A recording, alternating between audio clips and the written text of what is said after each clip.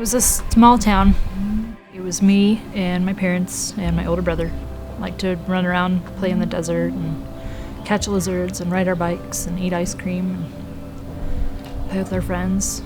I found a culinary school in San Francisco and moved up there and went through the program. It was 12 months of schooling and then a 3-month internship. They had a list of schools or a list of restaurants we could choose from, or we could contact any restaurant we wanted. And I found one in Texas. It was when I was working there. It was a coworker.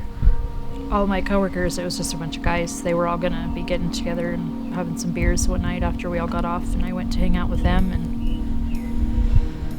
yeah, the next thing I know, I'm in a hotel room. It was the next morning. My aunt was calling me. You didn't come home last night. Are you okay? Oh yeah, I'm fine. I'll be home soon. Brush it off. And, told a different story to some of my cousins about it. I told them that, it happened, but not to the degree that it happened. I lied and said that it was, something that I chose and I wanted.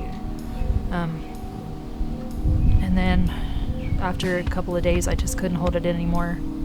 I was driving to work one day, and I heard this song by John Mayer come on, and it was called Say. And one of the lines is, "Say what you need to say." And I called my brother in tears and told him what happened. And he said, "You need to tell your boss, and you need to tell the cops."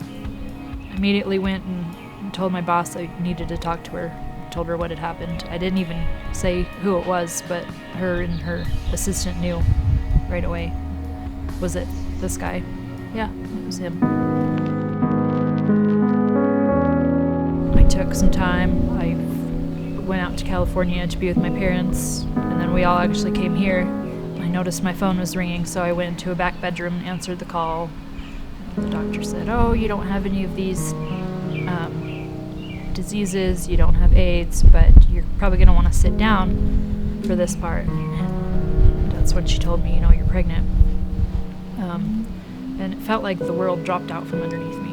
Just, like in movies, when they show the person that just gets some really bad news all of a sudden, and everything's spinning around them, and that's exactly what it felt like. And I wandered out of the kitchen, or into the kitchen, in tears, and my aunt was standing there. She asked me, "What's wrong? What's wrong?" And I told her, and the next thing I know, I'm surrounded by everyone that was there, all my aunts and uncles, my parents, my grandma, and everyone's freaking out. Everyone's shouting things at me, and my grandma. I love my grandma so much, but the first thing she said was, "Get rid of it."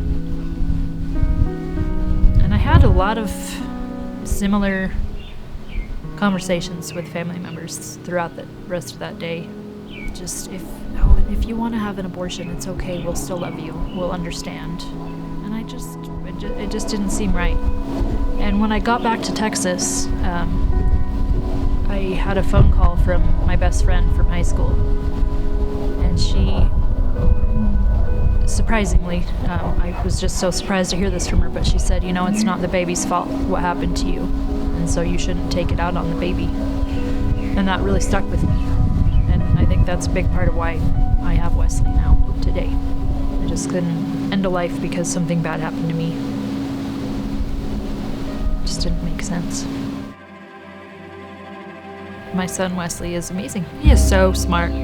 So smart. He'll get on YouTube and watch all these videos about science and space and the universe, and he has to know everything. And if he doesn't know something, he'll ask. He is so helpful.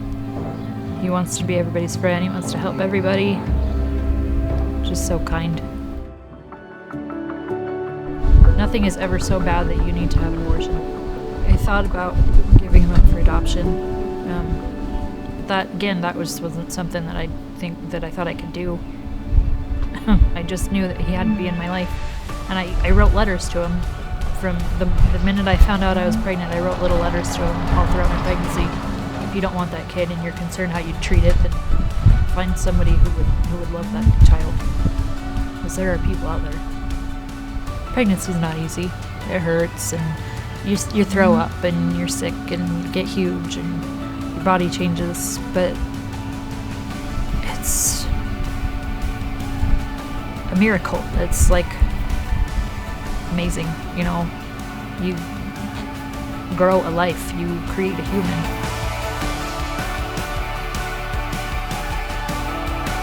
It was important to me to tell this story, give people hope and, you know, hey, maybe I can do it.